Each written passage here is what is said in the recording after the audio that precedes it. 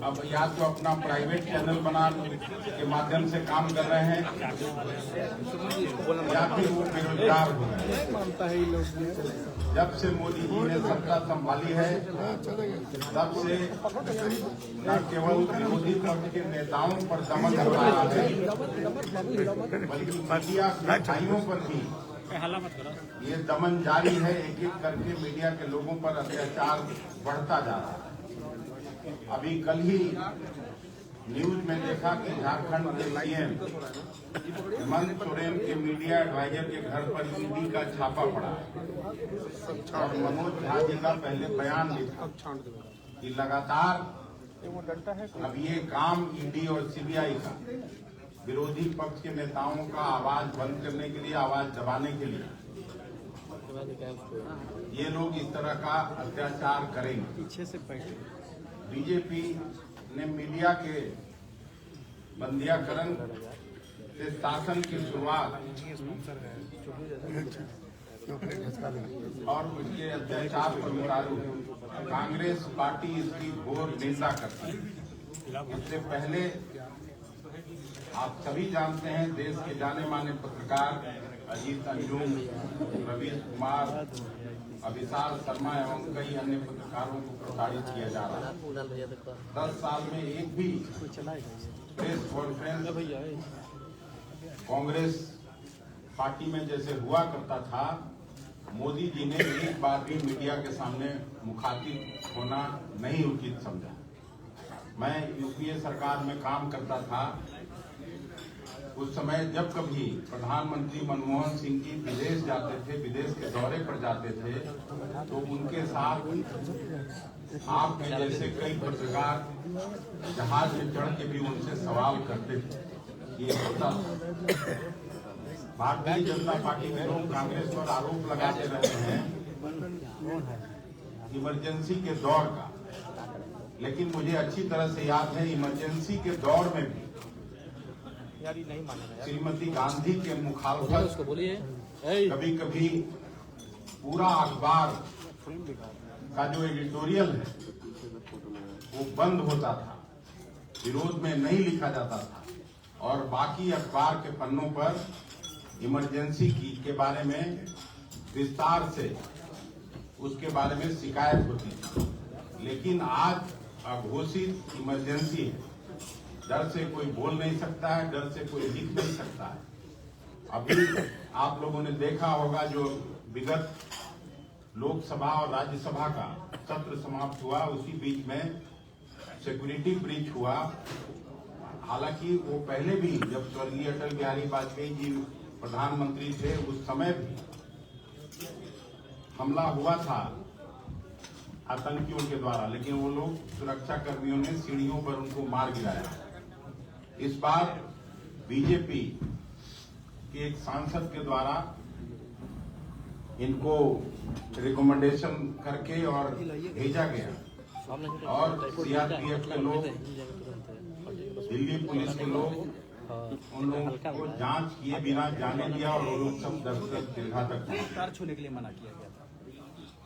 देश की सभी विपक्ष की पार्टियां, कांग्रेस सहित 24-25 पार्टियों के लोग केवल चाहते थे कि अमित शाह जी आके गृह मंत्री के रूप में अपना वक्तव्य दें, सदन के पटल पर प्रधानमंत्री जी वक्तव्य दें।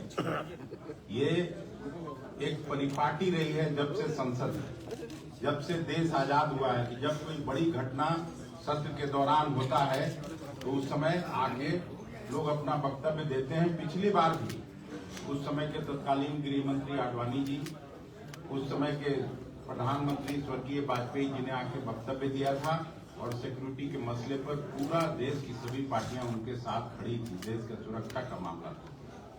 लेकिन इस बार इन लोगों ने वक्तव्य देना उचित नहीं समझा और 145-46 सांसदों को निलंबित किया गया। हम लोग इसकी घोर निंदा करते हैं और ये वर्ष क्योंकि चुनाव होना है, देश की जनता सब कुछ देख रही है।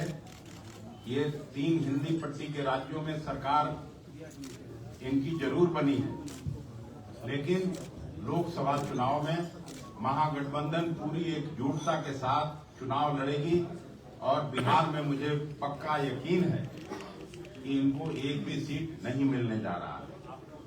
उसी तरह से पूरे देश में मोदी के लोग मोदी जी को देश की सत्ता से हटाना चाहते हैं और पूरा विश्वास है कि महागठबंधन जहां जो पार्टी रीजनल पार्टी है जो सब कांग्रेस पार्टी के साथ मिलजुल के चुनाव लड़ रही है, एक एक सीट पर इनको हम लोग हराने का काम करेंगे और उम्मीद करता हूं कि ये साल फिर से इस देश के गरीब गुरबों, छात्र, नौजवान, किसान, मजदूरों के लिए अच्छा साल साबित होगा और नई सरकार जो महागठबंधन के नेतृत्व में बनेगा, ऐसी मैं उम्मीद करता हूं और इस तरह का आशा के साथ आप सबों को आगे भोजन के लिए आह्वान करता हूं। भोजन के लिए नीतीश कुमार के कन्वेनर बनने की जो चर्चा है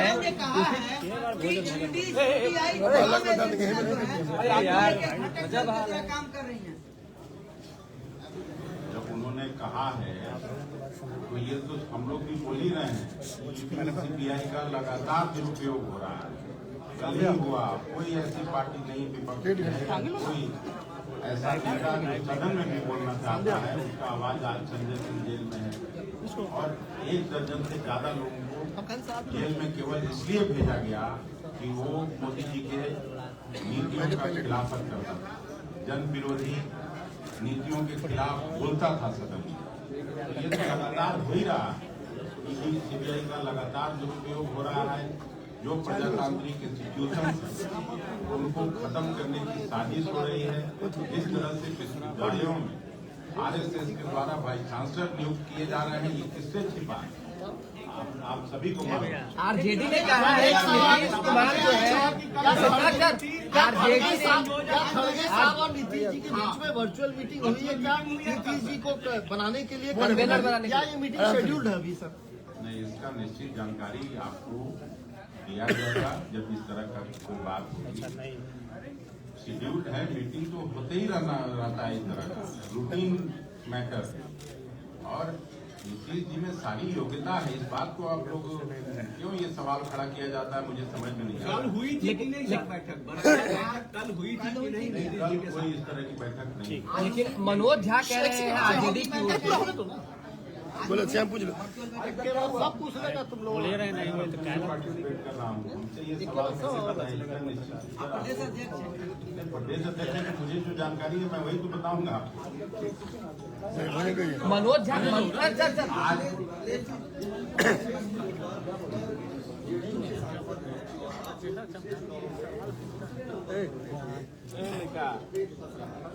कोई पेंच नहीं फंस रहा है, सब हम लोग बनेंगे और इधर देखिए सर, को हराएंगे। हम लोग आपस में बात करेंगे, प्रेस से बात करना है सीटों का।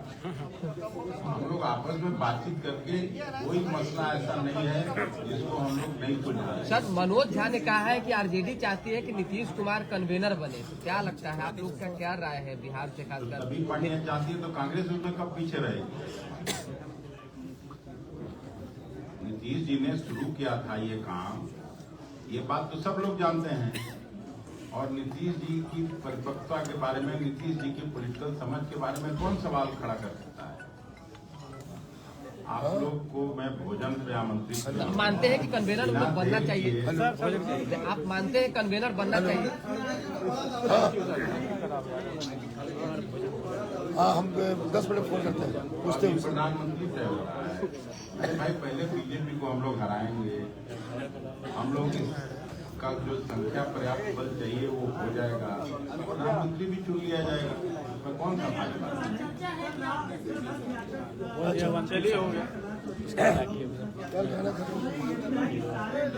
सारे लोग कुछ तो है नीतीश जी के साथ, उसी के लीडर है ना नीतीश जी।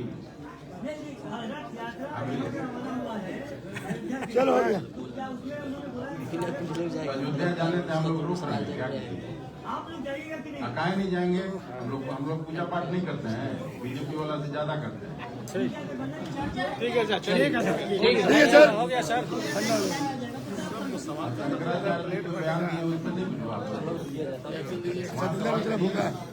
ये हम लोग का सवाल नहीं है ना, जो सवाल जहाँ का है उसके बारे में आप लोग छापिए, लिखिए।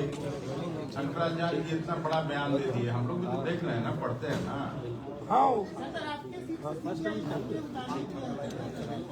कौन सी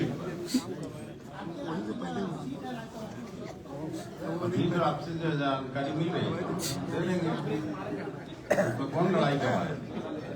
आपको भी चाहिए तो आप भी आइए। चलिए सर, थैंक यू सर।